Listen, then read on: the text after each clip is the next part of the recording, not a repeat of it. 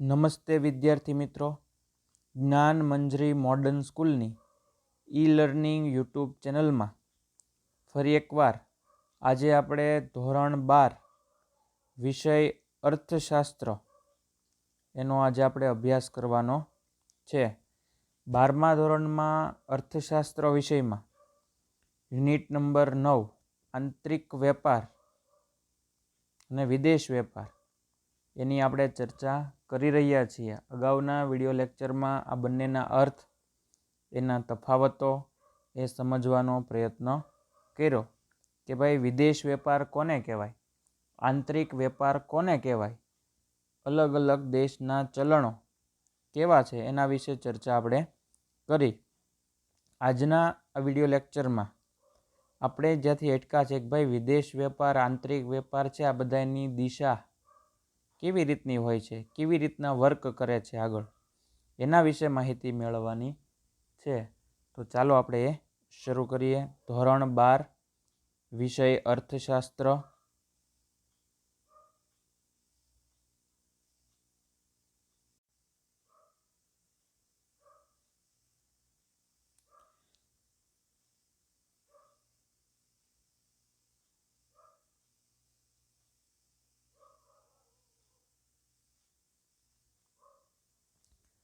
ભારતમાં વિદેશ વેપારનું કદ, સ્વરૂપ અને દિશા એના વિશે માહિતી મેળવવાની છે. 9.5, 9.6 ફરીવાર આ યુનિટમાં 9.3, 9.5, 9.6 આ 3 ટોપિક જે 30% કોર્સ બાદ થયો છે, એ 3 ટોપિક છે અગત્યના ન હોવાથી આ સિલેબસમાં લીધેલા નથી. આ વર્ષેમાંથી પ્રશ્નો પૂછાશે નહીં, પરંતુ હવેના જે બે ટોપિક છે 9.7, 8 અને 9 એમાંથી પ્રશ્નો પૂછાશે. એટલે ભારતના વિદેશ વેપારનું અથવા ભારતમાં વિદેશ વેપારનું કદ, સ્વરૂપ અને દિશા એ કેવા છે એના વિશે માહિતી મેળવવાની છે. કોઈ દેશના વેપારના વલણો જાણવા, તેના વેપાર અંગેનો વિકાસ જાણવા, આંતરરાષ્ટ્રીય ધોરણે દેશના વેપાર માટેના પ્રયાસો સમજવા અને દેશના અન્ય દેશો સાથેના સંબંધો સમજાવવા, તેમજ દેશના ઘરેલું ઉત્પાદનની આંતરરાષ્ટ્રીય ધોરણે ગુણવત્તા અને હરીફાઈ ક્ષમતા તપાસવા માટે વિદેશ વેપારનું કદ, સ્વરૂપ અને દિશા એ જાણવા જરૂરી છે એમ કહી શકાય. કે જો આ વિદેશ વેપારનું જાણવું હોય તો એનું કદ કેટલું છે, એનું સ્વરૂપ કેવું છે અને એ કઈ દિશામાં કામ કરી રહ્યું છે, આ જાણવું છે એ ખૂબ જ જરૂરી બને છે. તો આપણે વિદેશ વેપારનું કદ એના વિશે માહિતી મેળવીએ. તો વિદેશ વેપારનું કદ એટલે સરળ શબ્દોમાં કહીએ તો આયાત અને નિકાસમાં થતી ભૌતિક વસ્તુઓનું કુલ મૂલ્ય તથા કુલ જથ્થો પ્રતિ વર્ષ જો આયાત માટે થતી ચૂકવણી અને નિકાસમાંથી થતી કમાણી વધતી જાય છે.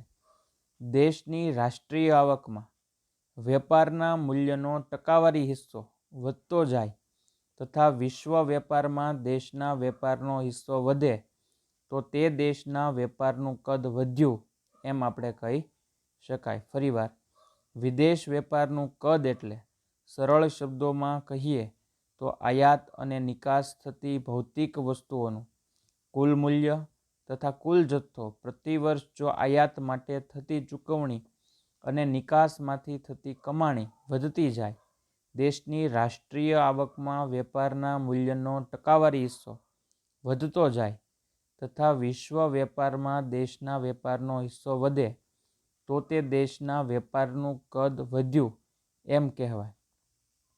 ભારતમાં 1951થી 2016 સુધીના સમયના ગાળામાં આયાત અને નિકાસ બંનેનું કદ અને તેમનો રાષ્ટ્રીય આવક તથા વિશ્વ વેપારમાં ટકાવારી હિસ્સા વધ્યા છે.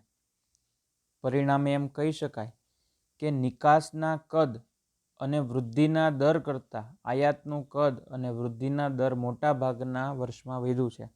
આ બધા વિદ્યાર્થી મિત્રોને આયાત અને નિકાસ એ 12મા ધોરણમાં અભ્યાસ કરો છો એટલે આયાત કોને કહેવાય અને નિકાસ કોને કહેવાય એનાથી આ બધા પરિચિત હશો. આયાત એટલે જ્યારે વસ્તુની અછત હોય તો બીજા પાસેથી જ્યારે વસ્તુ મંગાવવામાં આવે તો એને આયાત કરી કહેવાય. એવી જ રીતના જ્યારે આપણે બધી જરૂરિયાતો પૂર્ણ થતાં વધારાનો જથ્થો આપણી પાસે સ્ટોક પડ્યો હોય તો એને નિકાસ બીજે દેવામાં આવે તો એને નિકાસ કહેવામાં આવે. આવી આયાત અને નિકાસ એ રાજ્ય વચ્ચે, રાષ્ટ્ર વચ્ચે અથવા એક દેશથી બીજા દેશ વચ્ચે થતી હોય છે.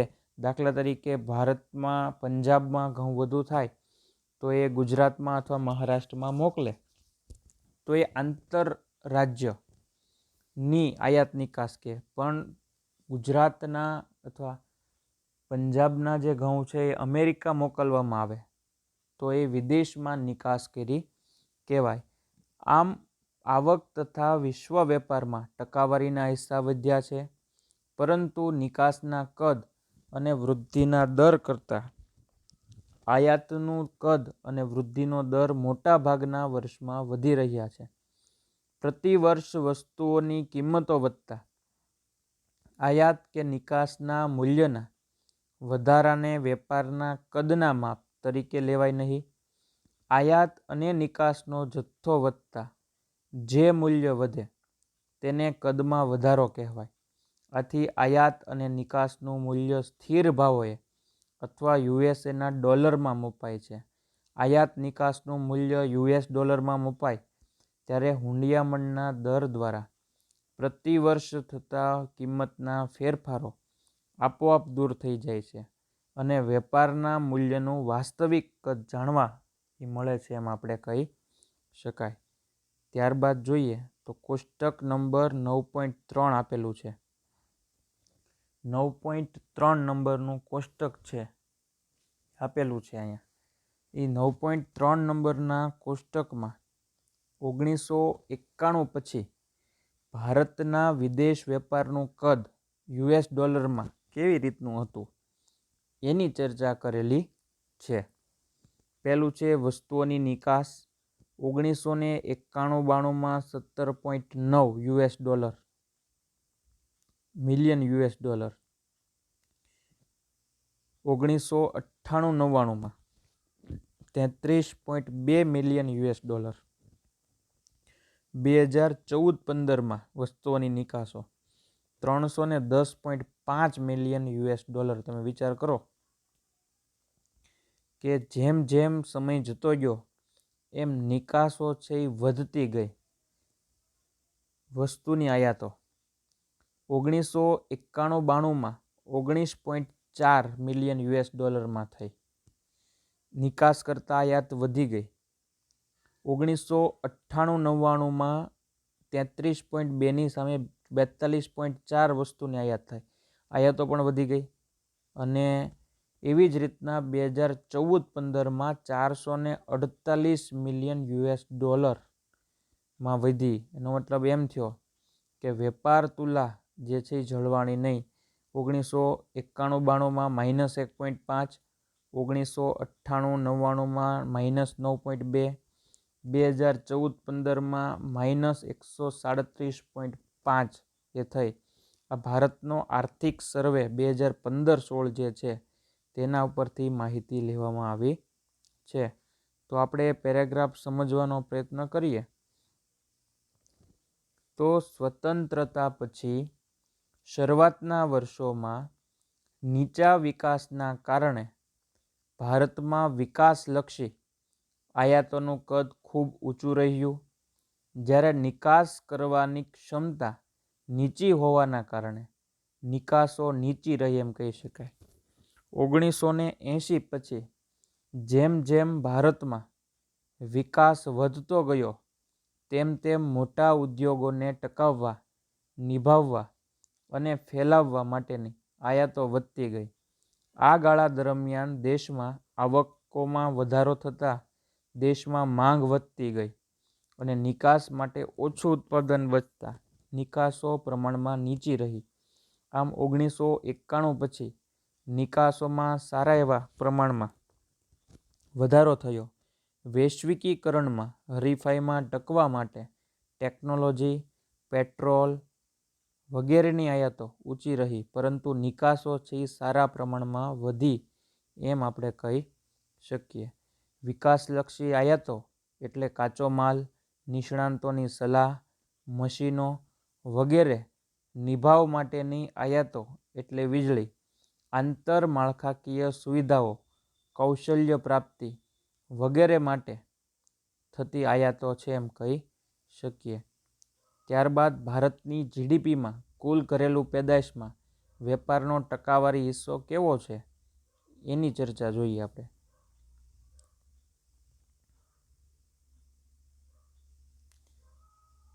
ભારતની ગ્રોસ ડોમેસ્ટિક જીડીપી, એમએન એ બધાના નામ આપણે અગાઉ આવેલા છે. કુલ ઘરેલું પેદાશ, ગ્રોસ ડોમેસ્ટિક પ્રોડક્ટ, વેપારમાં ટકાવારી હિસ્સો કેટલો છે યુએસ ડોલરમાં? 1981, 1991, 2001, 2011, 2014.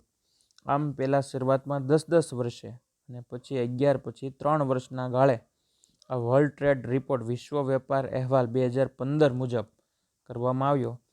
એમાં વેપારની ભારતના વેપારનો જીડીપીમાં ટકાવારી હિસ્સો 12, યુએસ ડોલર 13.9, 19, 41.8 અને 38.3 માનવામાં આવે છે.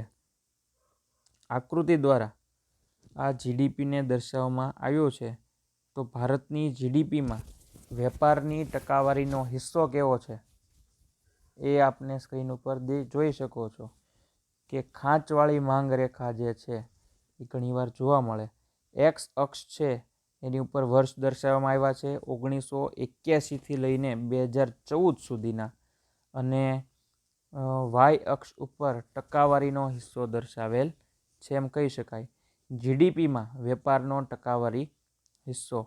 આમ ભારતની આયાત અને નિકાસ થતી વસ્તુઓનું સ્વરૂપ કેવું છે એના વિશે થોડીક આપણે માહિતી મેળવવાનો પ્રયત્ન કરીએ કે ભારતની આયાત અને નિકાસ થતી વસ્તુઓનું સ્વરૂપ છે એ કેવા પ્રકારનું હોય છે. તો કે આ વિભાગમાં વિદેશ વેપારના સ્વરૂપનો અર્થ વેપારની રચના તરીકે લઈશું. એટલે કે ભારતની ભૌતિક આયાતો અને નિકાસોની રચના અથવા આયાત અને નિકાસ થતી વસ્તુઓના પ્રકારો. ભારતના વિદેશ વેપારનું સ્વરૂપ તપાસતા સમજાય છે કે ભારત જે 1951માં ઓછા વિકસિત દેશ તરીકે ઓળખાતો હતો તે આગળ વધીને 1980 સુધીમાં વિકાસશીલ બન્યો અને 2000 પછી વિશ્વમાં ઝડપથી વિકસતા દેશ તરીકે ઉભરતા અર્થતંત્ર તરીકેની ઓળખ પામી. ફરીવાર આ પેરેગ્રાફ ખૂબ અગત્યનો છે. ભારતના વિદેશ વેપારનું સ્વરૂપ તપાસતા સમજાય છે કે ભારત જે 1951માં ઓછા વિકસિત દેશ તરીકે ઓળખાતો હતો તે આગળ વધીને 1980 સુધીમાં વિકાસશીલ બન્યો અને 2000 પછી વિશ્વમાં ઝડપથી વિકસતા દેશ તરીકે ઉભરતા અર્થતંત્ર તરીકેની ઓળખ પામી. આમ ઓછા વિકસિત દેશોમાં દરેક ક્ષેત્રની આયાતો મોટા પ્રમાણમાં થાય છે. 1950 અને 1960ના દાયકાઓમાં ભારતમાં નબળી ખેતીના કારણે ભારતમાં અનાજની આયાતો વારંવાર થતી હતી. વળી વિકાસલક્ષી આયાતો જેવી કે મશીનો, મૂડી, ટેકનોલોજી, નિષ્ણાંતોની સલાહ, સ્પેર પાર્ટ્સ વગેરેની પણ મોટા પ્રમાણમાં થતી હતી. નીચા વિકાસની પરિસ્થિતિમાં પ્રાથમિક ચીજવસ્તુઓની નિકાસો વધુ હોય છે. ભારતમાં ચા, કોફી, શણ, કાચી ધાતુઓ અને ખનિજ વગેરેની નિકાસોનું પ્રમાણ વધુ હતું અને ઔદ્યોગિક વસ્તુઓની નિકાસો નીચી હતી. જ્યારે દેશ વિકાસશીલ બને ત્યારે અનાજની આયાતો ઘટવા પામે છે અને દેશની નિકાસોમાં પ્રાથમિક વસ્તુઓનો હિસ્સો ઘટે અને ઔદ્યોગિક નિકાસો છે એનો હિસ્સો વધે છે. આમ ભારતમાં 70 અને 80ના દાયકામાં, એટલે 1970 અને 80થી દાયકામાં આ જ પ્રકારના વલણો જોવા મળ્યા. નિકાસની ગતિ વધતા, નિકાસની જે છે એ ગતિ છે એ વધતી ગઈ. આમ નિકાસની ગતિ વધતા વિકાસના નિભાવ માટે, એટલે કે સાચવવા માટે, નિકાસલક્ષી ઉદ્યોગો માટે અને ઉદ્યોગોના વૈવિધ્યકરણ તથા વિસ્તૃતીકરણ માટેની આયાતો વધે છે. જેમ કે વચગાળાની વસ્તુઓ, કાચો માલ, સ્પેર પાર્ટ્સ, પેટ્રોલ, નવીન ટેકનોલોજી વગેરેને વિકાસની પ્રક્રિયા સાથે ભારતમાં વધતી ગઈ. 1991 પછી ભારતમાં આયાતો અને નિકાસોનું સ્વરૂપ નોંધપાત્ર રીતે બદલાયું. ભારતની આયાતોમાં અનાજ અને ખેતીલક્ષી આયાતો ખૂબ ઓછી થઈ અને મૂડી આયાતો પણ ઓછી થઈ એવું કહી શકાય. પરંપરાગત નિકાસો જેવી કે ચા, કોફી, શણ વગેરેનો કુલ નિકાસોમાં હિસ્સો ઓછો થયો અને ઔદ્યોગિક અને બિનપરંપરાગત નિકાસોનો ફાળો છે વધતો ગયો. દાખલા તરીકે સોફ્ટવેરની નિકાસ. તમે જુઓ ફરીવાર, આ ટોપિક પણ અગત્યનો છે. પરંપરાગત નિકાસો એટલે કે જે રૂઢિઓથી રૂઢિગત રીતે ચાલતી આવતી હતી એવી નિકાસો જેવી કે ચા, કોફી, શણ વગેરેનો કુલ નિકાસોમાં હિસ્સો ઓછો થયો અને ઔદ્યોગિક અને બિનપરંપરાગત નિકાસોનો ફાળો વધ્યો. દાખલા તરીકે સોફ્ટવેરની નિકાસ વગેરે. 1961માં ખાદ્ય વસ્તુઓની આયાતો કુલ વસ્તુ આયાતોમાં 19.1%નો હિસ્સો ધરાવતી હતી, જે 2014-15માં ઘટીને ફક્ત 3.9% થયો. એટલે કે ભારતે અનાજ અને અન્ય ખાદ્ય વસ્તુઓમાં સ્વનિર્ભરતા પ્રાપ્ત કરી. વિકાસની ગતિ વધતા ભારતમાં મૂડી અને મૂડી પ્રચુર વસ્તુઓ પણ સારી રીતે ઉત્પન્ન થઈ અને આથી મૂડી આયાતો સારા પ્રમાણમાં ઘટવા પામી. 1960-61માં કુલ વસ્તુ આયાતોમાં મૂડીજન્ય આયાતોનો હિસ્સો 31.7% થયો, જે ખૂબ ઊંચો હતો, જે 2014-15માં ઘટીને 9.8 થયો. આ ખાસ ધ્યાન રાખજો. મોટા ભાગે આવા આંકડાકીય માહિતી છે એ વિકલ્પોમાં અને 1 માર્કમાં છે એ પૂછવામાં આવે છે. એટલે આ બધા વિદ્યાર્થી મિત્રો આવી જે આંકડાકીય માહિતી હોય એના ઉપર ખાસ ધ્યાન છે એ આપવાનું છે. થોડુંક અર્થશાસ્ત્ર છે જ્યારે આવું આંકડાકીય બને ત્યારે એ થોડુંક અઘરું બની જાય, તો એને પાકું કરવાનો એક જ રસ્તો છે કે આવા વિડીયો વારંવાર જોવે, એની ટોપિક છે વારંવાર વાંચવામાં આવે, લખીને પાકું કરવામાં આવે. એના રસ્તા છે. ફરી એકવાર જોઈએ. 1961માં ખાદ્ય વસ્તુઓની આયાતો કુલ વસ્તુ આયાતોમાં 19.1%નો હિસ્સો ધરાવતી હતી, જે 2014-15માં ઘટીને ફક્ત 3.9% થયો. એટલે કે ભારતે અનાજ અને અન્ય ખાદ્ય વસ્તુઓમાં સ્વનિર્ભરતા પ્રાપ્ત કરી. વિકાસની ગતિ વધતા ભારતમાં મૂડી અને મૂડી પ્રચુર વસ્તુઓ પણ સારી રીતે ઉત્પન્ન થઈ અને આથી મૂડી આયાતો સારા પ્રમાણમાં ઘટવા પામી. 1960-61માં કુલ વસ્તુ આયાતોમાં મૂડીજન્ય આયાતોનો હિસ્સો 31.7% હતો, જે ખૂબ ઊંચો હતો, જે 2014-15માં ઘટીને 9.8 થઈ ગયો એમ કહેવાય. અન્ય નવીન આયાતોનું પ્રમાણ 1960-61માં 2.2% હતું, 2014-15માં તે 46.5% થયું. એટલે કે વિકાસમાં વૈવિધ્યકરણ આવતા નવીન વસ્તુઓની આયાતો વધી. તે જ રીતે નિકાસોનું સ્વરૂપ પણ બદલાયું.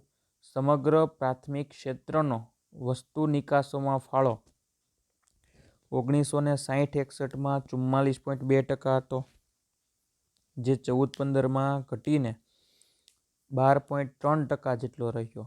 જેમાં ચા તથા કોફીની નિકાસોનો હિસ્સો 19.3%થી ઘટીને 0.2%નો થયો.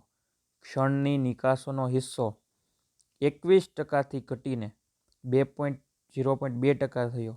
તેમજ વસ્તુ નિકાસમાં ચામડાની નિકાસનો ફાળો 1960-61માં 4.4%થી ઘટીને 2014-15માં 1.3% અને કાપડની નિકાસનો હિસ્સો 10%થી ઘટીને 2% થયો.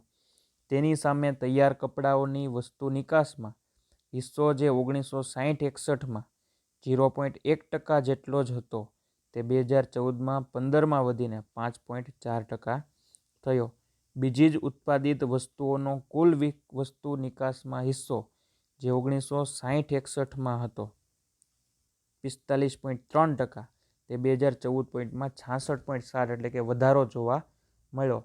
પેટ્રોલને લગતી નિકાસો કુલ વસ્તુ નિકાસમાં ફાળો 1960-61માં 1.1% જ હતો જે 2014-15માં 18.5% થયો. એટલે ધીમે ધીમે ભારત જે છે એ આત્મનિર્ભર બનતું ગયું. ધીમે ધીમે છે એ પોતાની આયાતો ઘટાડી અને નિકાસોમાં વધારો કરતું ગયું, જે એટલે જ તે ભારત છે એ વિકાસશીલ દેશ તરીકે ઓળખાય છે. ધીમે ધીમે પોતાની પ્રગતિ કરે છે અને એમ કરતાં કરતાં એ વિકસિત દેશ પણ બની જશે. તો વિદ્યાર્થી મિત્રો, થોડાક અઘરા શબ્દો છે, થોડાક અઘરા આંકડાઓ છે, પણ વારંવાર વાંચવામાં આવે તો આ શબ્દો છે એ પાકા કરી શકાય, સરળતાથી વાંચી શકાય. અલગ અલગ મુદ્દા તારવીને અંડરલાઇન કરીને જો આવી માહિતી યાદ રાખવામાં આવે તો સરળતાથી વાંચી શકાય. બહુ ચિંતા કરવાની જરૂર નથી. હજી આપણી પાસે સમય છે. વારંવાર એકને એક પ્રશ્નોનું રિવિઝન કરવામાં આવે, ટાઈમે હોમવર્ક કરવામાં આવે તો આપ કરી શકો. આ બધા વિદ્યાર્થી મિત્રોને નોટબુક બનાવવાની કીધી હતી. ઘણા મોટાભાગના વિદ્યાર્થીઓએ બનાવી, પણ હજી 30-40% વિદ્યાર્થીઓએ બનાવી નથી. અને બીજા અર્થમાં કહેવું હોય તો એકલી વેઠ ઉતારી છે. તો આ બધા વિદ્યાર્થી મિત્રો જે છે એ ફરી એકવાર નોટ ન બનાવી હોય તો ફરીવાર બુક બનાવી નાખે, વ્યવસ્થિત બનાવી નાખે. આ બધા વિદ્યાર્થી મિત્રો સમયાંતરે અભ્યાસ કરતા રહેજો, પાકું કરતા રહેજો. વારંવાર જે પ્રશ્નો છે એ પ્રશ્નો રિપીટ કરતા રહેજો. અંડરલાઇન કરવા, વારંવાર વિકલ્પો વાંચવા, 1 માર્કના વાંચવા. તમને નવી પેપર સ્ટાઇલ ટૂંક સમયમાં મળી જશે. બોર્ડમાં આ વખતે 30%નું માર્ક છે એ હેતુલક્ષી કરી નાખ્યું. 10ની બદલે આ વખતે તમારે 15 વિકલ્પો પૂછાવાના છે અને એવી જ રીતના 15 1-1 માર્કના પૂછાવાના છે. એટલે વધુ ભાર જો આપ વિકલ્પો અને 1 માર્ક ઉપર આપો તો 30માંથી જો 25 કવર થઈ જાય તો છેલ્લે તમારે બધાને ફક્ત ઓછા માર્ક, મોટા પ્રશ્નોમાંથી ઓછા માર્ક લાવવા પડે. તો હવે પછીના જ્યારે વિડીયો લેક્ચરમાં મળશું ત્યારે આપણે બધા ભારતમાં વિદેશ વેપારની દિશા કેવી છે એના વિશે અભ્યાસ કરવાનો છે. તો હવે પછી મળશું ત્યારે ભારતમાં વિદેશ વેપારની દિશા ત્યાંથી ચર્ચા કરશું. આભાર.